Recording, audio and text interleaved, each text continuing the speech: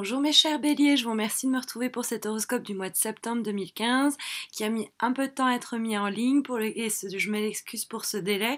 J'étais simplement en congé et si vous souhaitiez le savoir, parce que j'ai reçu beaucoup de messages me disant mais où sont ces horoscopes, vous pouviez vous connecter sur ma page Facebook où je tiens à informer les gens qui me suivent bien de l'état de la situation.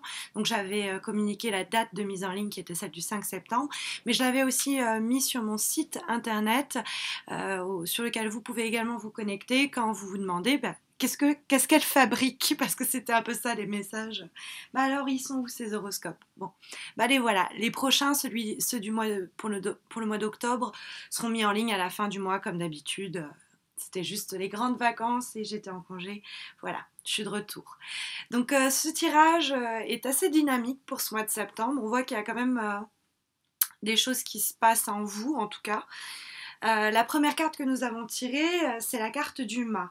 Et la carte du mât se trouve dans les aspects ici positifs, c'est-à-dire c'est l'emplacement de la carte dans laquelle le tarot se permet de vous donner des conseils sur ce qui serait bon pour vous de faire, ou en tout cas peut vous informer des événements, des éléments extérieurs qui pourraient intervenir et qui pourraient vous être favorables. Alors la carte du mât, c'est une carte qui est assez spéciale parce que c'est la dernière lame du tarot de Marseille pour certains.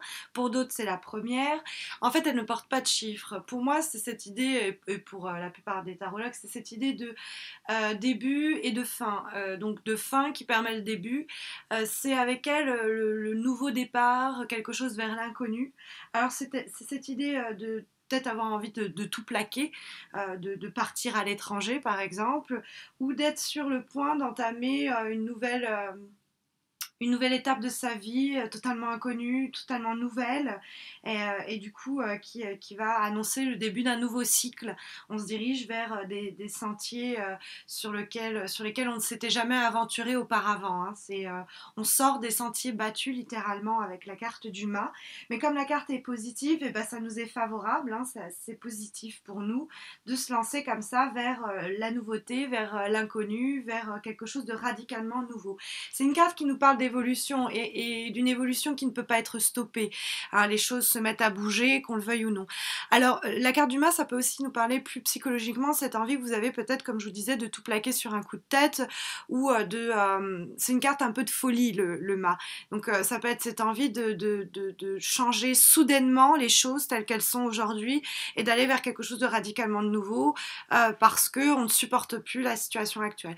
C'est une carte, malheureusement, dans le domaine professionnel, aussi bien qu'amical ou amoureux, qui a un peu une carte où on est... c'est pas la carte où on est avec les autres, on est un petit peu seul dans ces choix-là.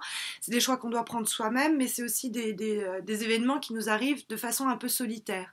Parce que le mât, c'est quelqu'un qui vit qui va de relation en relation, d'expérience en expérience, mais tout ça, même s'il les partage, la plupart du temps, il est seul dans toutes ces expériences. Donc il y a cette idée quand même où on est malheureusement pas forcément tourné vers l'autre, ou alors on se sent justement un petit peu... si on est dans un couple, on se sent peut-être un peu abandonné par l'autre, ou le couple est un petit peu livré à lui-même, et on a peut-être envie d'abandonner tout, ou d'avancer vers quelque chose de totalement à nouveau. Peut-être qu'il y a un manque d'investissement de votre part ou de votre compagnon dans le couple, bref.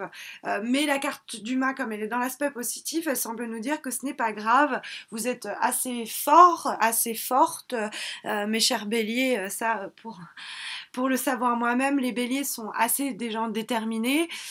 Vous pouvez vous passer des autres et du soutien des autres. Vous êtes assez fort pour vous en sortir par vos propres moyens. Le fait est que malgré tout, en face, on a justement une force un peu défaillante, puisque dans les aspects négatifs, les difficultés que vous risquez de rencontrer ce mois-ci, on a la carte de la force. Alors la force, hein, quand elle est dans les aspects négatifs, c'est une question de trop ou pas assez. Alors ça peut nous dire attention à pas être trop autoritaire, autoritaire, peut-être que vous êtes un peu trop en train de forcer, alors ça peut être de forcer sur la relation, sur la situation ou sur vos propres forces, hein. Peut-être que vous êtes affaibli, tout simplement, que vous manquez de force, mais peut-être que vous avez un peu trop, alors ça peut être un peu trop autoritaire par exemple, hein, exercer un petit peu trop de pression, diriger un peu trop vouloir maîtriser la situation, ou c'est à l'inverse, il y a un manque de contrôle de ses émotions, on a du mal à gérer, on se sent dépassé par les éléments extérieurs, et on est affaibli mentalement, psychologiquement, etc.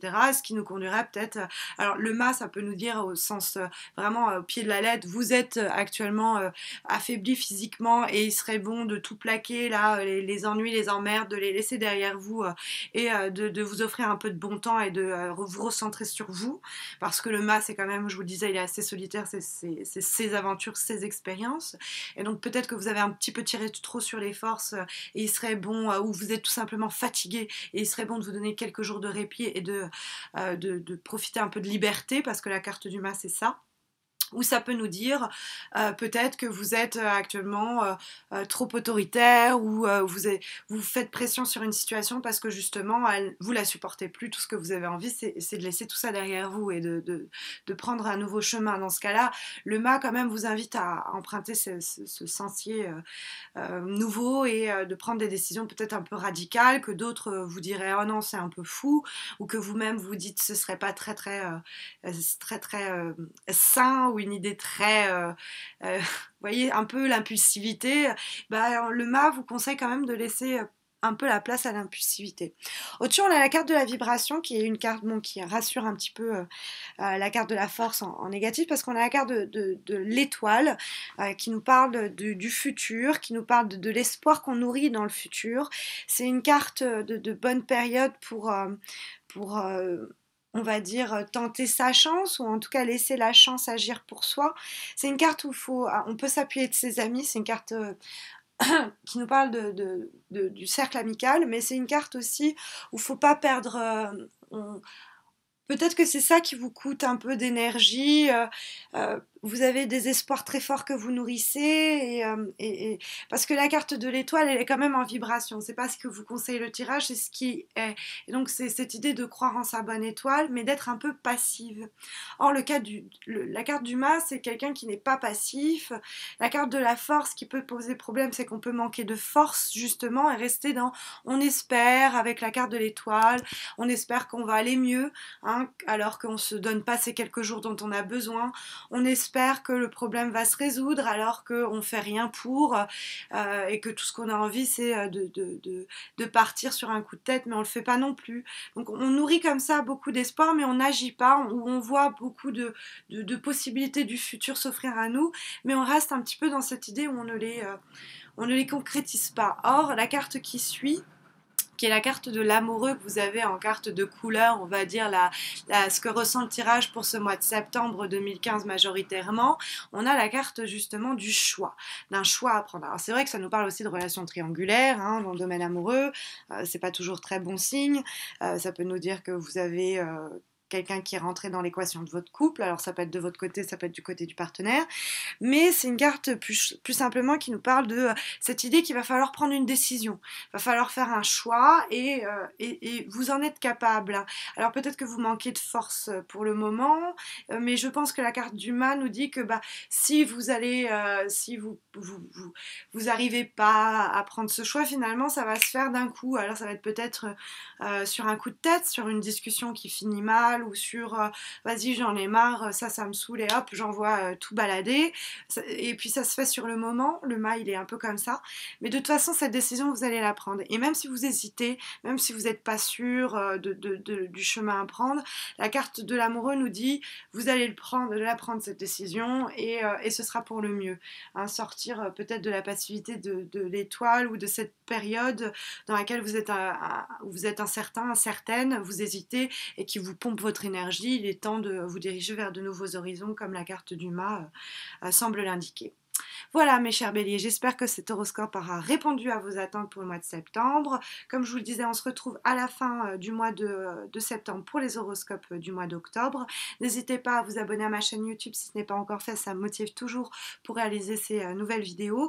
Et vous pouvez aussi, comme je vous l'expliquais, me suivre sur Facebook où j'organise chaque mois des concours pour permettre aux gens qui me suivent de remporter un tirage personnalisé gratuit.